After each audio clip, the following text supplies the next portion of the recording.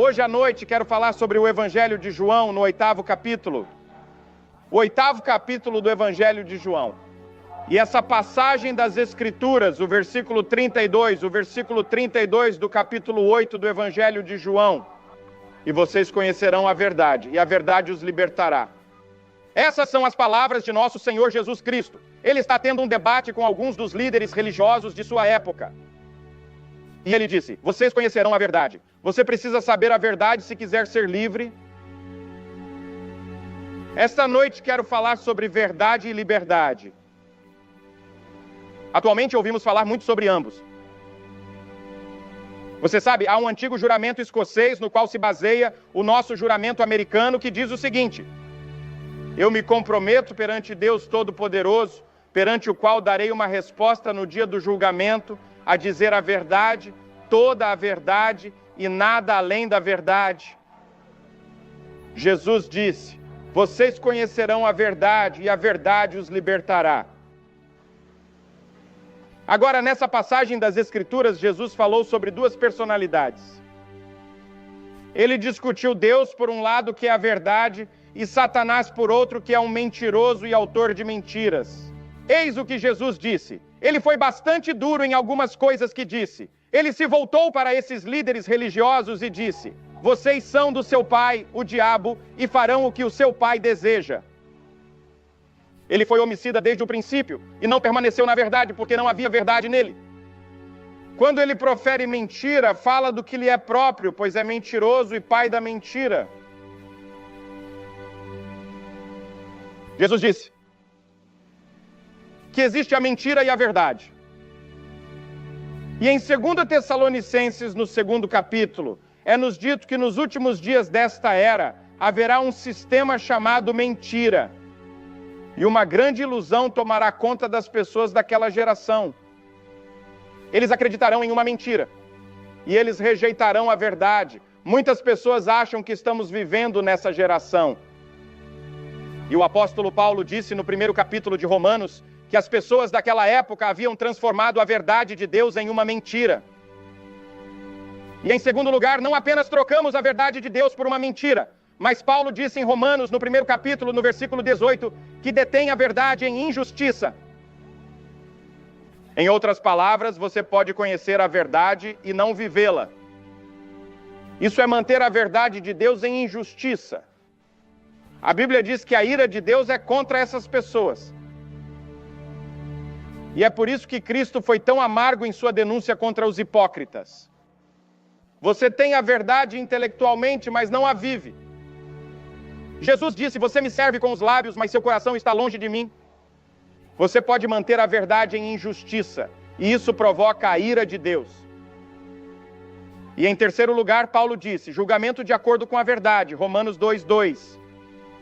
Mas temos certeza de que o julgamento de Deus é de acordo com a verdade. Em outras palavras, um dia Deus julgará o mundo. Sim, há um dia de julgamento chegando. Tão certo como eu estar aqui, um dia de julgamento está chegando. E Deus vai nos julgar de acordo com a verdade. Vivemos de acordo com a verdade? Será que acreditamos na verdade? Você aceitou a verdade? Qual foi nossa atitude em relação à verdade? Ou será que trocamos a verdade por uma mentira? Ou será que defendemos a verdade em injustiça? Deus nos responsabilizará, diz a Escritura. Jesus disse que você precisa conhecer a verdade, e a verdade o libertará. Agora você sabe, é isso que a filosofia tem feito, e é isso que a ciência faz, e é isso que fazemos na psicologia. Em todos os campos de estudo, em todas as disciplinas, estamos buscando a verdade. Estamos tentando descobrir quais são as leis. Estamos tentando descobrir qual é a verdade. Agora, desde a infância, aprendemos que o fogo é quente. Aprendemos que o gelo é frio. Aprendemos que fazer o mal nos faz sentir culpados e que fazer o bem nos faz sentir bem. Aprendemos isso cedo. Você vê, todos nós estamos realmente em uma busca pela verdade. Qual é a verdade sobre mim mesmo? De onde eu vim? Por que Deus nos colocou neste planeta, se é que existe um Deus? E para onde estamos indo? Existe vida após a morte? Estou procurando respostas. Todos nós somos, consciente ou inconscientemente. Fazemos a nós mesmos estas perguntas. O que é a verdade? A mesma pergunta que Pilatos fez há 2000 anos. E é por isso que muitos desses jovens estão tomando LSD e drogas psicodélicas que expandem a mente. Eles estão tentando encontrar algumas experiências que os levem a algum tipo de verdade espiritual. Agora, a verdade é importante na matemática, é importante na química, é importante na ciência e é importante na vida espiritual. Isso é importante para a moralidade. É importante que você descubra a verdade. Jesus disse: você conhecerá a verdade. Não são permitidas suposições nem especulações. Na aviação, você pode cometer um erro hoje em dia e se chocar com outro avião. Você precisa saber a verdade. Agora, disse Jó, eu sei que meu Redentor vive. O apóstolo Paulo disse: eu sei em quem tenho crido. O apóstolo João disse que você pode saber que está salvo hoje. A Bíblia ensina que você pode conhecer a verdade. Você pode encontrar a verdade. Você pode acreditar na verdade. Mas qual é a verdade? Toda religião e toda filosofia podem ter um pouco da verdade. Mas há um lugar onde você pode encontrar toda a verdade. Jesus disse: todo aquele que é da verdade ouve a minha voz. Buda disse: ainda estou buscando a verdade no final de sua vida. Mas Jesus fez essa afirmação surpreendente. Jesus disse: eu sou a verdade. Jesus disse: eu sou a verdade. Eu sou a personificação de toda a verdade.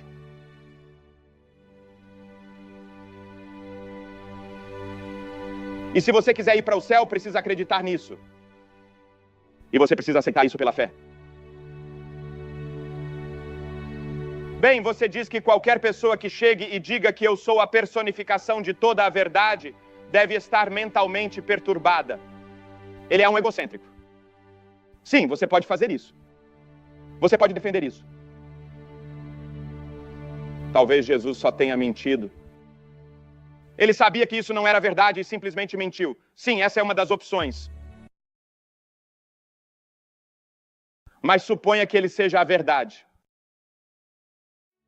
Suponha que ele seja a personificação de toda a verdade. E você rejeitou e trocou a verdade por uma mentira. Então você cometeu um erro fatal para a eternidade. Agora, eu pessoalmente acredito que Jesus é a verdade. Creio que ele é a personificação de toda a verdade. Aceitei isso pela fé. E quando dei esse passo e tomei essa atitude, isso mudou minha vida. E é muito simples. E ele simplificou tanto que você pode conhecer a verdade, que um cego, um surdo, um negro, um amarelo, um vermelho, o homem instruído pode vir e conhecer a verdade. O homem instruído pode saber a verdade. As pessoas sem instrução podem saber a verdade. Conheço pessoas que não têm nenhum tipo de instrução e sabem dessa verdade. E isso lhes dá satisfação e alegria. Conheço professores de grandes universidades e conheço alguns dos maiores cientistas. Eles aceitaram isso como verdade e se curvaram em humildade diante do Cristo da ciência, e isso mudou suas vidas. A verdade, a mais profunda verdade em simplicidade, para que qualquer pessoa possa vir e qualquer pessoa possa acreditar, até mesmo crianças. Whittier disse certa vez que buscamos a verdade no mundo.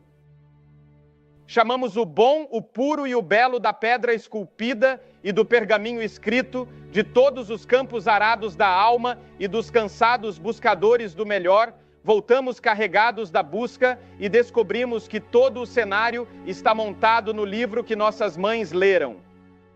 Jesus Cristo, a história de Cristo, ele é a verdade. E Jesus disse isso no mesmo capítulo, no versículo 24, ele disse: se vocês não acreditarem, ouçam isto, se não acreditarem que eu sou ele, vocês morrerão em seus pecados. Se você não acreditar que eu sou a personificação de toda a verdade, você morrerá em seus pecados. Você precisa vir, acreditar, aceitar e se comprometer. Sim, Cristo afirmou ser a verdade suprema. E Jesus disse a verdade. Ele disse a verdade sobre o pecado. De onde vem a luxúria, a ganância, o orgulho, o ódio, o ciúme e as brigas? Por que as pessoas se odeiam? Porque eles lutam e matam e toda geração tem uma guerra? Já tivemos 55 guerras desde a Segunda Guerra Mundial. Por que tudo isso ao longo da história? A Bíblia nos diz que o homem tem uma doença do coração chamada pecado. Porque de dentro do coração dos homens é que procedem os maus pensamentos, e os adultérios, e as prostituições, e os homicídios, e os furtos, e a avareza, e a maldade, e o engano, e a blasfêmia, e a soberba. Todas essas coisas vêm de dentro e contaminam o homem. Estamos sofrendo de apenas uma doença no mundo. Na verdade, nosso problema não é racial. Nosso problema não é de pobreza. Nosso problema não é de guerra. Nosso problema é um problema cardíaco. Precisamos mudar o coração, transformar o coração.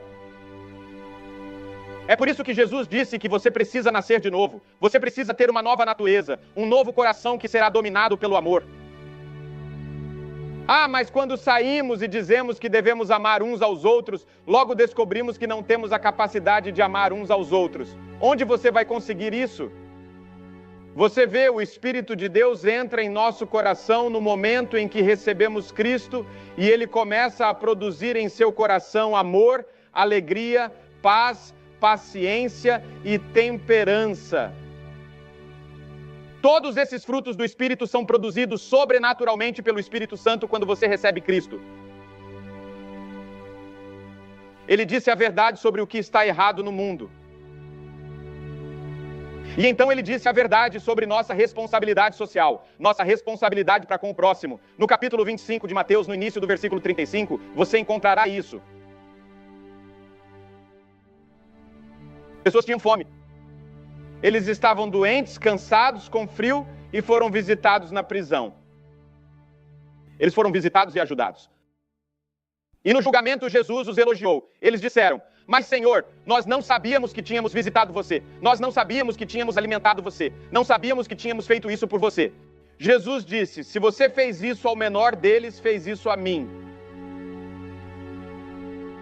E toda vez que você doa seu tempo, sua energia e seu dinheiro para ajudar os necessitados, você está ajudando Jesus.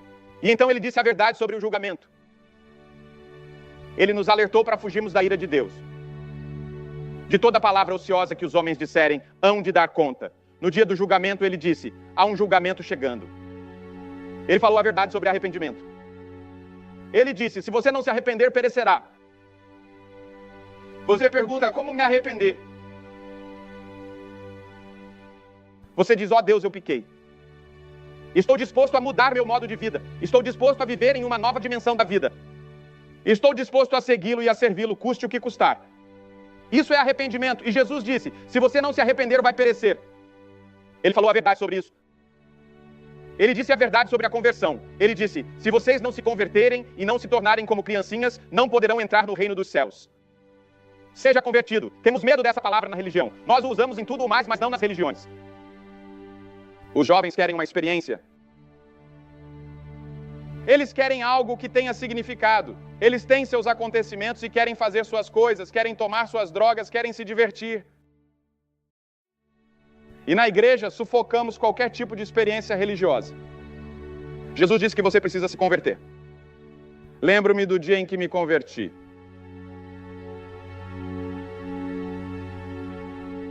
Tive uma experiência com Deus. Não foi uma experiência emocional para mim. Para algumas pessoas, sim.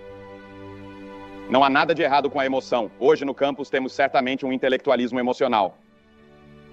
Vejo esses intelectuais no campus, na televisão, e eles estão gritando bem alto por sua causa e pelo que acreditam. Não permitimos que você se emocione com tudo, exceto com Cristo. Se alguém chora por religião, está muito emocionado. E essa é uma das mentiras e truques do diabo para que percamos todo o sentimento em nossa fé e toda a alegria em nossa fé e todo o entusiasmo e a emoção que os primeiros cristãos tinham. Jesus disse que você precisa se converter. Agora, a palavra conversão significa simplesmente mudar. Se você está indo em uma direção, na estrada larga que leva à destruição, dê meia volta e siga na direção certa, na estrada estreita que leva à vida eterna. É isso que significa conversão, mudar, dar a volta por cima. Isso já aconteceu com você? Você mudou sua maneira de viver? Você já teve uma experiência com Cristo? Você o conhece pessoalmente? Você conhecerá a verdade e a verdade o libertará. Sei que há muitas pessoas que pensam que já são livres e não conhecem a Cristo. Eles acham que sabem como viver. A Bíblia diz que há um caminho fora de Cristo que parece correto para o homem, parece ser a coisa certa. Mas o fim é a morte e o julgamento. Tenho um filho pequeno e quando ele era bem menor, com 3 anos de idade, emprestaram-nos um barco na Flórida. Estávamos descendo o rio e meu amigo Lee Fisher estava lá atrás, tentando preparar o equipamento de pesca. Eu estava dirigindo o barco e meu filho Ned disse: "Papai, eu quero dirigir este barco." E eu disse: "Não, acho que você não sabe como administrá-lo." "Ah, sim, sei exatamente como fazer isso", disse ele, e tirou minhas mãos do caminho. Então deixei que ele pegasse as rodas e ele foi direto para as pedras. Você vê, todos nós dizemos ao Senhor: nós sabemos como conduzir nossas vidas. Você não deve interferir. Vamos ficar bem. Podemos lidar, não há nada irresolvível. Mas Jesus nos adverte que você está indo em direção às rochas. O vazio, a neurose, os complexos de vários pensamentos se instalam e, por fim, o julgamento. Converta-se enquanto você pode. Agora é o momento aceito. Hoje é o dia da salvação. Agora, o que a verdade faz? Isso liberta você. Você conhecerá a verdade. E a verdade o libertará de quê? Primeiro, ele liberta você. Cristo liberta você da penalidade do pecado. Sim, o pecado tem uma penalidade. Todos nós pecamos. Cada um de nós é um pecador. E todos estamos sob a penalidade do pecado, que é a morte. O salário do pecado é a morte, diz a Bíblia. Agora, a morte traz consigo a ideia de separação de Deus nesta vida e na vida futura. O jovem rico veio a Jesus e perguntou: "O que devo fazer para herdar a vida eterna?" Ele queria a vida aqui e queria que a vida viesse porque sentia a morte de seu espírito e a morte de sua alma. Mas ele não quis pagar o preço. Há um preço se você vier a Cristo. O jovem rico tentou negociar com Jesus. Ele queria que Jesus baixasse a bandeira. Ele queria que Jesus mudasse as regras para que ele pudesse entrar no reino. Mas Jesus nunca abaixará a bandeira. Ele nunca se comprometerá. Ele nunca mudará as regras. Você precisa vir a Cristo, assim como as pessoas fizeram há 2000 anos, se quiser ir para o céu. Vivemos em uma América sofisticada. Achávamos que tínhamos todas as respostas, e olhe para nós. Enviar um homem à lua com uma mão e construir bombas e foguetes gigantescos com a outra para explodir o mundo. Campos destruídos. A sociedade está sendo destruída. Não temos todas as respostas, porque, como você vê, rejeitamos a verdade. Nós rejeitamos Cristo. Receba Cristo em sua vida. Permita que Ele venha e junte as peças de volta em sua vida. Perdoe seu pecado e dê a você propósito e significado para a sua vida e retire a penalidade do pecado. Portanto, agora não há julgamento para aqueles que estão em Cristo. Ele remove a penalidade. Em segundo lugar, ele pode libertar você do poder do pecado. Ele disse que todo aquele que cometeu pecado é servo do pecado neste capítulo. Mas quando você recebe Cristo, esse poder do pecado de dominar sua vida é quebrado. O pecado não deve mais dominar a vida de vocês, disse Paulo aos Romanos. O pecado não terá mais domínio sobre você. Você pode se considerar morto para o pecado para sempre. Portanto, o pecado pode estar em sua vida, você pode cometer um pecado, mas ele não o domina. Você não faz do pecado uma prática em sua vida. Você tem poder sobre o pecado, o Espírito de Deus vivendo em você por meio de uma nova natureza que Deus lhe dá. E em terceiro lugar, ele nos liberta em última instância da própria presença do pecado. Leia o Apocalipse, o capítulo 21 e o capítulo 22, e você verá a mais gloriosa descrição do céu e do mundo futuro. E depois diz o seguinte: ele diz que do lado de fora desse novo mundo, essa utopia chamada céu que Deus está construindo agora para aqueles que confiam nele, porque de fora estão os feiticeiros, os que se prostituem, os assassinos, os idólatras e todo aquele que ama e comete a mentira, todos os mentirosos, todas as pessoas que vivem na mentira estarão do lado de fora, disse ele, excluídos e banidos da presença de Deus. Jesus disse, eu sou a verdade. Você conhecerá a verdade e a verdade o libertará. Havia um anúncio no New York Times hoje em uma página inteira que dizia, Come to Life. Grandes letras de vagões que ganham vida. Estou pedindo a você esta noite que ganhe vida. Venha para a verdade, para a fonte da vida, para Jesus Cristo, o Filho de Deus. Um dia seremos removidos da presença do pecado, do diabo e de todas as mentiras.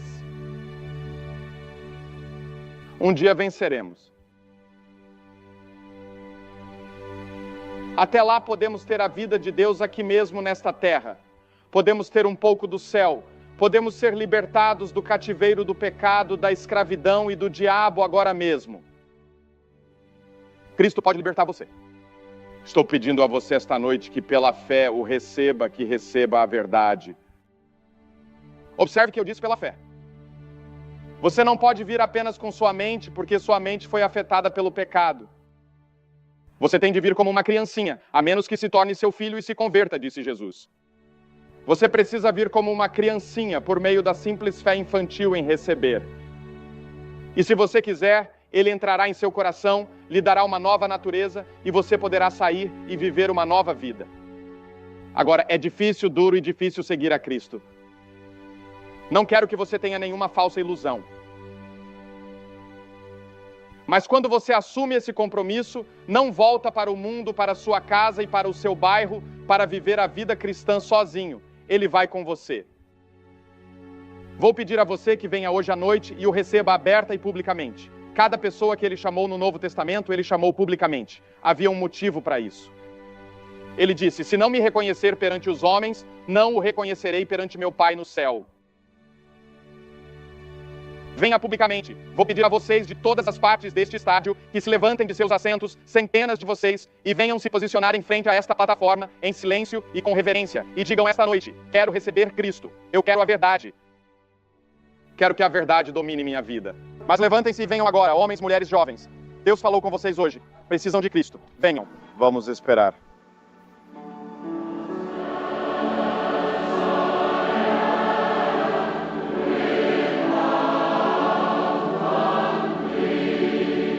Assim como centenas de pessoas estão respondendo ao convite do Sr. Graham para assumir um compromisso público com Jesus Cristo, você pode assumir esse mesmo compromisso onde quer que esteja.